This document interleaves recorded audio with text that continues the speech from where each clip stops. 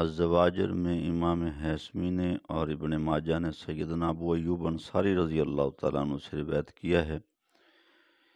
کہ ایک صحابی رسول اللہ کے پاس آئے اور آ کے کہا یا رسول اللہ اوصنی و اوجز، مجھے کوئی مختصر سی نصیحت فرما دیجیے۔ رسول اللہ صلی اللہ علیہ وسلم نے 3 نصیحتیں چھوٹی چھوٹی لیکن انتہائی جامع، دنیا آخرت کی بھلائیوں کو سمیٹے ہوئے 3 نصیحتیں ارشاد فرمائیں۔ پہلی بات ارشاد فرمائی اذا قمت فی صلاتک فصلی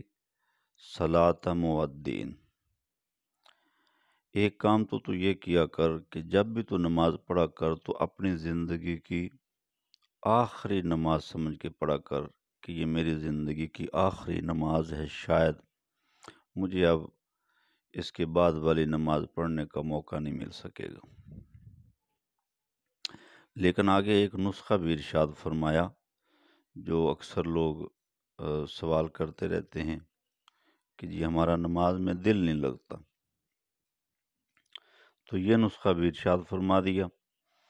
فرمایا کہ کیا یہ کر کہ جب تو نماز پڑھا کر تو نماز میں اپنی موت کو یاد کیا کر، اذکر الموت فی صلاتک، اپنی نماز میں اپنی موت کو یاد رکھا کر، اور تو جب موت کو اپنی نماز میں یاد رکھے گا تو اس کا فائدہ کیا ہوگا، فائدہ بتلا دیا، لحری ان یحسن صلاتہ، اس کا فائدہ یہ ہو جائے گا موت کو یاد کرنے کا نماز میں کہ تیری نماز میں خوبصورتی اور تیری نماز کے اندر خشوع خضوع پیدا ہو جائے گا، نماز اچھی ہو جائے گی۔ اور یہ تجربہ ہے، جب آپ نماز پڑھیں اور نماز میں اپنی موت اور قبر کا ذرا دھیان کر لیں تو آپ کی نماز جاندار بن جاتی ہے۔ یہ نسخہ نبی کریم صلی اللہ علیہ وسلم نے اس صحابی کو ارشاد فرما دیا کہ ہر نماز اپنی زندگی کی آخری نماز سمجھ کے پڑھ، مطلب انتہائی خشوع خضوع کے ساتھ پڑھ، اور خشوع خضوع والی نماز بنے گی کب، وہ تو ایسا کیا کر کہ تو موت کو یاد رکھا کر اپنی نماز میں۔ دوسری بات ارشاد فرمائی وانظر الی ما تعذر منہ من القول والفعل فاجتنبہ، دوسری روایت میں ہے ولا تکلم بکلام تعتذر منہ، کہ ہمیشہ کوئی ایسی بات اور کوئی ایسا کام نہ کر کہ بعد میں تجھے پھر اس کام اور اس بات پر شرمساری اٹھانی پڑے اور نوبت یہاں تک آ جائے کہ تجھے پھر معذرت کرنی پڑے۔ تو ایسا کام کر ہی نہ، تو ایسی بات کہہ ہی نہ جس کے بعد تجھے شرمندگی ہو، جس کے بعد نوبت معذرت پر آ جائے، تو ایسی بات سے بچ۔ اور تیسری بات ارشاد فرمائی وَجْمَعِ الْيَاسَ عَمَّا فِي أَيْدِي النَّاسِ، جو کچھ تیرے پاس ہے وہ بھلے وہ تھوڑا ہے، بس تو اس کو اپنا سمجھ، جو لوگوں کے پاس ہے تو اس کو اپنا مت سمجھ، تو خوش رہے گا۔ اگر تیرے ذہن میں یہ بات آ گئی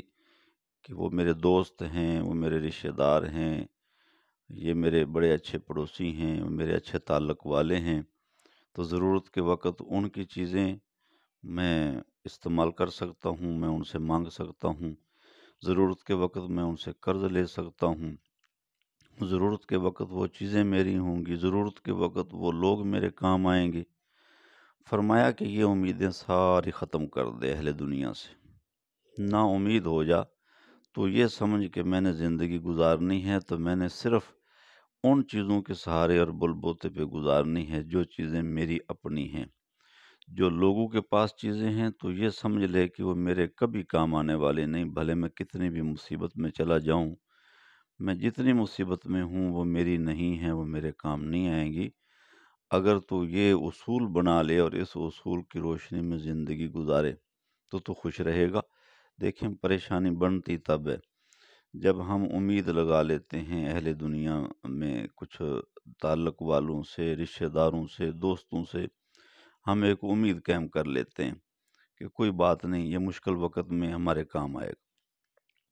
اب ہوتا یہ ہے کہ امید تو لگی ہوئی تھی، اور اسی امید کی بنا پہ ہی سارے معاملات چلا رہا تھا۔ اچانک ہوا یہ کہ امید ٹوٹی۔ اب کیا ہوا؟ دل ٹوٹا، اب تعلقات بگڑے، اب دل میں میل آ گیا۔ نوبت یہاں تک بھی آ جاتی ہے کہ بول چال تک ختم ہو جاتا ہے، اور اس کا سبب یہ بنا ہے کہ اس نے امید لگائی ہوئی تھی، اور جب یہ امید ہی ختم کر دے گا کہ کسی کی چیز میری نہیں، تو مشکل وقت میں بھی اگر وہ چیز نہیں ہے اس کے پاس آئے گی، یا اس کی طرف کوئی دھیان اور توجہ نہیں دے گا، یا اس کی کوئی فکر نہیں کرے گا، تو اس کو کوئی رنج نہیں ہوگا، اس لیے کہ اس نے فیصلہ کیا ہوا تھا کہ کسی کی چیزوں سے میں نے فائدہ اٹھانا ہی نہیں، میں نے امید رکھنی نہیں۔ تو یہ، اور یہاں ایک بات اور ارشاد فرمائی، ایاک والطمع،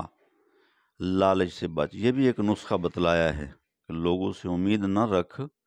وہ تو امید ہمیشہ بندہ عام طور پہ اسی وقت رکھتا ہے جب اس کے دل میں لالچ ہوتا ہے۔ لالچ فرمایا یہ بہت بری چیز ہے، لالچ کو ختم کر دے، بس اپنی ضرورتوں کو محدود کر، قناعت کر۔ والقناعۃ کنز لا یفنا، قناعت ایسا خزانہ ہے جس کو کبھی فنا نہیں۔ قناعت کا مطلب ہوتا ہے تھوڑے پر صبر کرنا، اور دوسرے الفاظ میں آپ کہہ سکتے ہیں قناعت کہتے ہیں اپنی ضرورتوں کو انتہائی محدود رکھنا۔ کم از کم ضرورتیں ہوں، جب ضرورتیں کم ہوں گی، مصارف کم ہوں گے، اس کو کوئی پریشانی نہیں ہوگی۔ جب یہ ضرورتوں کے منہ کھول دے گا، جائز ناجائز ساری ضرورتیں، مجبوری کی، خوشی کی، ہر طرح کی ضرورتوں کو اس نے جمع کر لیا، اب نتیجہ یہ ہوا کہ جب ضروریات بڑھ گئیں تو اخراجات بڑھیں گے، اخراجات زیادہ ہوئے، آگے اس کے پاس ذرائع آمدن نہیں ہے، اب پریشان ہوگا، اب دوسروں پہ امید لگے گی۔ جب امید لگے گی تو انسان کے کام ویسے نہیں آ سکتا جیسے بندہ سوچتا ہے۔ ہوگا یہ کہ پھر دل ٹوٹے گا، بائیکاٹ ہوں گے، رنجشیں ہوں گی، تو نقصان ہی نقصان ہے۔